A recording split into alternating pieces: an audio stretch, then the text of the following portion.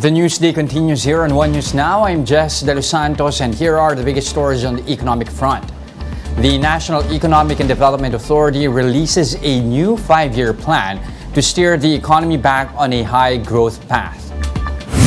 According to NEDA, the Philippine Development Plan, or PDP, for 2023 to 2028 aims to promote job creation and accelerate poverty reduction. The PDP also aims to maintain high levels of economic growth from 6 to 7% this year to 6.5 to 8% annually from 2024 to 2028. Under the plan, NEDA also eyes further progress in terms of innovation as well as global competitiveness. NEDA also seeks to keep food and headline inflation within 2.5 to 4.5% this year and 2 to 4% annually from 2024 to 2028. The plan also seeks to reduce the national government deficit to GDP ratio to 6.1% this year and eventually to 3% in 2028. Let's digest the 5-year development plan some more with Ronilo Balbiran, economist over at the University of Asia and the Pacific. Prof, good day, Happy New Year. Happy New Year, Jens. Happy New Year to everyone. Okay, so first, you have that PDP plan again, pointing out to a growth target of 6 to 7% this year and maintaining that high level at least at 6.5% to as much as 8% annually until 2028. Is that achievable? Yes, very achievable with the amount of our reserves, our liquidity in the market, and of course, our very vibrant, many young and growing population. So that's very, very achievable, especially that our government is emphasizing innovation, modernization, e-commerce, digital government. So these are factors that will help our government steer our economy towards 8% and perhaps even more, no? So that we can actually achieve the 9% poverty rate as soon as possible. So we don't have to wait 2028 to achieve the 9% poverty rate. So that single-digit poverty rate, I mean, if I'm not mistaken, 8% or like what you mentioned, 9% by 2028, that's not much of a tall order, at least from your end? It has never been achieved. The lowest that we've got is, I understand, is around 15 to 16%. Mm-hmm. So it's a very tall order. So it's close to impossible, but very achievable if we grow at least 8%. But the faster way is 9 to 10%, like what China and India did, no, in the last 10 years before the pandemic. So that's the formula, no, 8 to 10% annually for 8 to 10 years consecutively of GDP growth for you to achieve significant poverty reduction. What's it going to take for us to even hit the target band of 8 to 10% if we are to reduce poverty to single digits?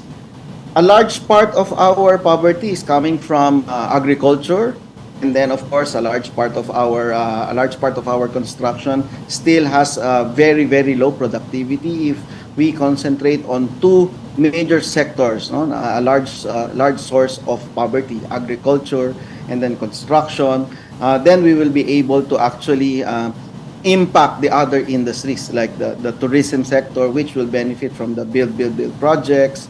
So we will be able to actually grow faster and be able to trickle down this particular growth towards inclusive growth. And if we have the technology with us, e-commerce and e-government, then the 8 to 10% is really very, very achievable in light of the surpluses in resources that we have with people, with our money, and of course with our emotions, which is also very important. Mm-hmm. And we have seen from the BSP survey, Consumer Outlook survey, Business Confidence survey, so these numbers are already picking up and they have picked up substantially in 2022. And so therefore, my summary for that is we've only begun economic growth and faster recovery, and therefore towards faster poverty reduction starting this year. Okay, let's focus first on the present day. 2022 is already closed. It's all in the books here. How do you see us faring in terms of growth? We have indications that we will close the whole year 2022 towards closer to an 8% full year GDP growth. No? So, and don't be surprised if we actually reach 8% for 2022, because the fourth quarter, as we have talked about, the fourth quarter is the first holiday revenge, no, revenge holiday, and therefore we can see a large reason for us to have a more than 8% growth for the whole 2022. Why that high level of growth despite high inflation as well, especially the latter part of the year? I'm sorry. Why that high level of growth despite, of course, that high inflation that we saw? Some projections even now pointing at 8.6% by December. Okay, we seem to have lost Professor Ronilo Balbiran from the University of Asia and the Pacific. We'll try to get back to him as soon as possible, or as much as we can. But again, some optimism there coming from Prof. Ronilo Balbiran regarding growth projections here. He is expecting full year growth to actually reach at least 8%. He's back on the line with us here. Prof. Balbiran, I was asking earlier, why that high level of growth projection from your end, despite, of course, the high inflation that we've been seeing for the past months? Some projection, in fact, from the BSP even pointing out to a possible 8.6% print by December. Yes, because, for example, in the third quarter, nobody expected a 7.6% third quarter, but nobody noticed that we have actually created more than 2 million jobs in the third quarter. Because, for example, nobody noticed that we actually received more than 94% growth in net additional income from abroad in the third quarter.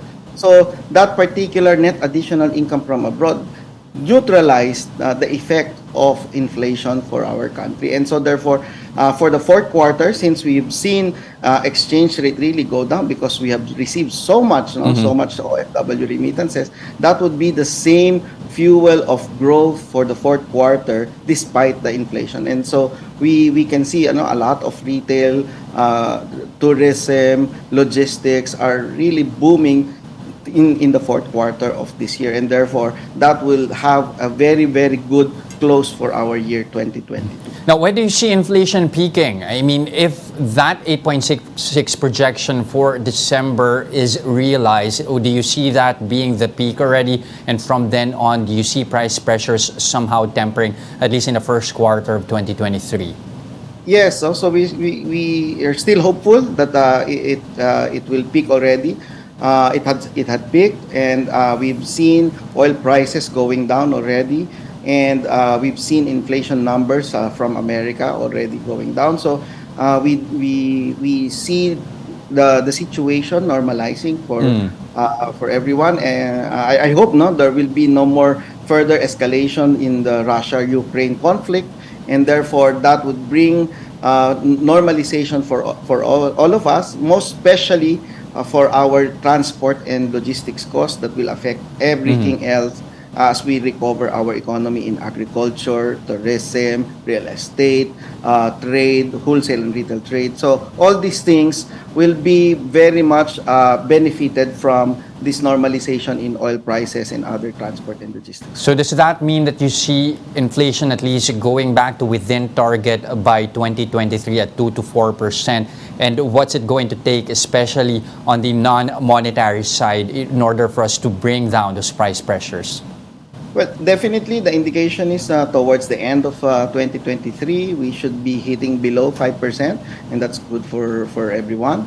And then number two, we can see a lot of these fiscal policies will be helping us. So in terms of growing our economy, more importantly, that 5% going, that inflation going to 5% will bring normalization for our purchasing power, especially for the middle class and the poor households. And then the fiscal policy, now that we will be receiving more net income from the train law, so therefore it will have an effect this year, higher take-home pay for everyone. So that will the combination of that, lower inflation and higher higher fiscal policy.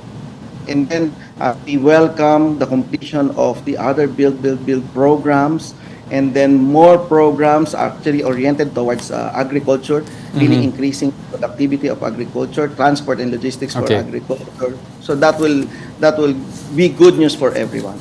All right, some level of optimism there to start the year. Thank you very much for your time this morning. Again, Ronilo Balbiran, University of Asia and the Pacific Economics Professor. Thank you, sir.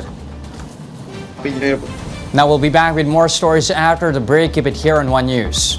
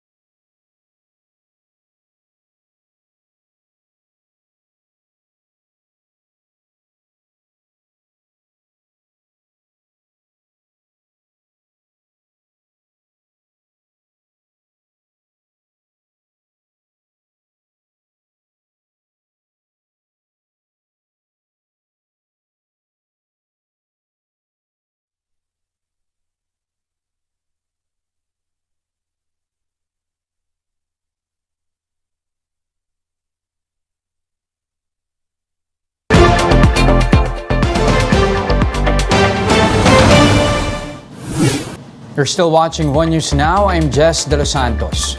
Authorities say it might take 3 days before airport operations can go back to normal following a glitch in air traffic system. MIAA General Manager Cesar Chong told Agenda that a power outage affected the system's uninterrupted power supply, or UPS. That resulted in the loss of communication lines at the airports nationwide, prompting the suspension or diversion of flights. Estimate Sito is about 72 hours before we can really go back to full regular operations. But we are requesting all the passengers to coordinate with the airlines directly. And hopefully they will also be able to accommodate all of them the soonest possible time. No? Chong also said that they will discuss passenger compensation, but their focus right now is to address flight backlogs. The issue in air traffic system, which affected nearly 300 flights on New Year's Day, was resolved at past 7 p.m. on Sunday. Our discussion yesterday, this falls under force majeure, no? So I think the focus right now of most of our team really is on the flight recovery, no? And then maybe we'll discuss about compensation later on. Flights at the Mactan Cebu International Airport have also been canceled as aviation authorities continue to grapple with technical issues in air traffic navigation. As of 9:30 a.m. today, the MCIA has canceled the following flights between Cebu, Manila, and Clark. Authorities advise passengers to check their flight status before heading to the airport. The MCIA also assures it is coordinating with the necessary authorities and airlines regarding the technical issue. And here are the other headlines we're keeping our eyes on, courtesy of the Philippine Star. The government looks to award all contract packages worth nearly 49 billion pesos for the Metro Manila subway this year. This is to ensure that the project will be completed on time by 2028. The United States Department of Agriculture has raised its rice import forecast for the Philippines this year.